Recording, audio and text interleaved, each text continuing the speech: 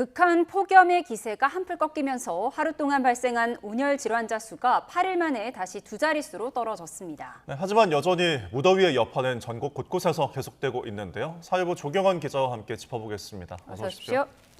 네, 그동안 너무 덥다 보니까 오늘 아침은 상대적으로 좀 살만하다 싶긴 했는데 온열 질환자도 좀 줄었죠? 네, 그렇습니다. 조금 전인 오후 4시 질병관리청은 어제 하루 동안 발생한 온열 질환자 수가 모두 28명이라고 밝혔습니다. 사망자는 없었습니다. 온열 질환자 수는 8월 들어 세 자릿수가 계속 유지됐죠. 지난주 평일에는 줄곧 200명 안팎으로 발생했는데 이와 비교하면 확연히 줄어든 수치입니다. 어제까지 올해 온열 질환자 수는 모두 3,320명이고 이 가운데 30명이 사망한 것으로 집계됐습니다. 네, 온열 질환자가 줄은 건 다행인데 그래도 피서지에서는 계속 사고 소식이 들려오더라고요. 밤사이 인천에서 낚시객들이 실종이 됐다가 구조가 됐는데 어떤 일이 있었던 거죠? 네, 먼저 영상 보면서 설명드리도록 하겠습니다. 지금 나오는 영상인데요. 바닷물에 여명이 비치는 게 보이는데 이른 새벽 같죠. 뒤집힌 모터보트 위에 남성이 위태롭게 엎드려 있고 다른 두 남성은 물속에만 간신히 고개만 내밀고 있는 모습입니다. 이들은 어제 인천 영종도 인근에서 바다 낚시를 떠났는데 어제 저녁 7시 10분쯤부터 연락이 끊겼습니다.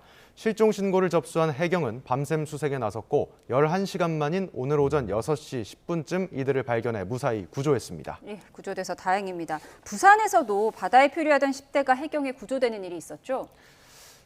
네, 그렇습니다. 어제 저녁 6시 20분쯤 부산 다대동 모른대 앞바다에서 물놀이용 고무보트가 표류하고 있는 모습이 군부대 열상 감시 장비에 포착됐습니다. 예. 바다 위 고무보트가 둥둥 떠다니고 또 10대 A군이 힘겹게 노를 잡고 있는 장면 조금 전에 보셨는데요. 신고를 받은 해경은 A군을 무사히 구조했고 건강에는 이상이 없는 것으로 파악됐습니다. 해경은 고무보트가 강풍에 먼 바다 쪽으로 밀려 표류한 것으로 보고 있습니다. 이렇게 한여름 더위를 피해 물놀이나 수상 레저를 즐기시는 분들 많을 텐데요. 항상 안전에 유의하셔야겠습니다. 네, 이런 가운데 도심에서도 사고가 났는데 서울 수색동에 있는 아파트에서 물난리가 났다고요? 그렇습니다. 조금 전에 리포트로도 보셨겠지만 16층 가정집 천장 모습 지금 화면에 나오고 있습니다. 예. 천장 보시면은 구멍이 뻥 뚫린 모습입니다. 지금은 수리하려고 크게 벌려놓은 상태이긴 한데 집주인은 어제 오후 갑자기 천장 배관에서 물이 쏟아지기 시작했다고 말했습니다. 발목 높이까지 차오른 물이 아파트 계단을 타고 지하까지 내려가면서 동 전체가 피해를 입었습니다. 집주인은 물론 이웃도 함께 물을 퍼나르는 모습도 보였는데 지금은 물난리가 어느 정도 정리된 상태입니다. 예, 요즘 밤에도 너무 더운데 전기 공급도 끊겼다고 하더라고요.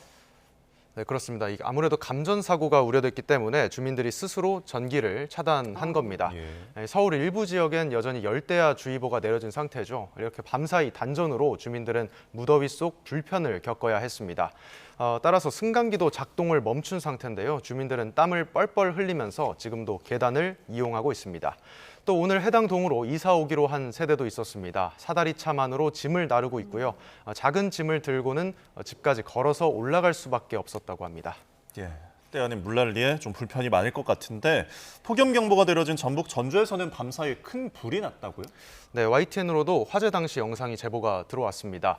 지금 화면 보시는 영상은 전북 전주시 송천동에 있는 농수산시장에서 불이 난 겁니다. 시뻘건 불길이 시장을 순식간에 집어삼킨 모습이고요. 어젯밤 11시 10분쯤 난 불은 4시간여 만에 꺼졌고 다친 사람은 다행히 없었습니다. 보시는 것처럼 다닥다닥 붙어있는 점포들로 순식간에 불이 번지면서 소방당국은 한때 대응 2단계를 발령하기도 했습니다. 네, 요즘처럼 폭염이 기승을 부릴 때 화재에 특히 더 취약한 부분이 있죠. 네, 그렇습니다. 폭염이 극심한 7, 8월에 차량 화재가 집중되는 것으로 나타났습니다. 소방청은 지난 2021년부터 지난해까지 5년 동안 차량 화재가 18,000여 건이 발생한 것으로 집계했습니다. 월별로는 5건 중 1건이 무더운 7, 8월에 발생했습니다. 기온이 높은 여름철에는 에어컨을 장시간 가동할 경우 엔진에 무리가 가고 또 엔진 온도도 쉽게 올라가기 때문으로 분석됩니다. 소방당국은 더운 날 장거리를 운행할 때는 중간중간 엔진을 꺼주고 냉각수와 엔진오일 상태를 수시로 점검해야 한다고 당부했습니다. 네, 기온이 약간 내려가다 보니까 더위가 한풀 꺾인 듯 느껴지는데 그래도 여전히 떼약볕에서 활동해야 하는 분들이 계시죠? 네, 그렇습니다. 그래서 저희 사회부 취재 기자들이 오늘 경찰관 그리고 소방관들과 함께 했습니다. 먼저 최승훈 기자가 나갔던 파주 소방서는 최근에는 벌집 제거 출동이 잦다고 설명했습니다. 소방관들은 통풍이 되지 않는 벌집 제거복이나 25kg에 이르는 방화복 등을 입고 있다 보면 금세 땀범벅이 돼서 옷을 3번씩 갈아입어야 하고 또 탈진되는 경우도 있다고 토로했습니다. 또 이수빈 기자는 오늘 오전 출근길 교통 단속을 하는 경찰관을 따라가 봤습니다. 경찰관들은 손바닥으로 햇빛을 가린 채 차량을 단속하거나 보행자 안내에 바쁜 모습이었습니다. 이렇게 교통경찰들은 하루에 많게는 10시간 이상을 밖에서 근무하는데 차량 열기는 물론 도로에서 올라오는 지열 때문에 체력 소모도 크다고 말했습니다. 네, 장시간 야외에서 일해야 하는 분들 좀 고충이 클 것 같습니다. 이렇게 극한 폭염이 전국적으로 나타나면서 그 여파도 상당하죠. 네, 그렇습니다. 하천과 호수가 이 뜨거운 열기에 데워지면서 예. 녹조 현상도 곳곳에서 관찰되고 있습니다. 강원도에 있는 소양호, 또 충청도에 있는 대청호, 울산에 있는 회야호 등 주요 식수원으로 쓰이는 곳에서 녹조가 관찰된 겁니다. 특히 소양호 상류에서는 4년째 여름마다 녹조 현상이 반복되고 있는 상황입니다.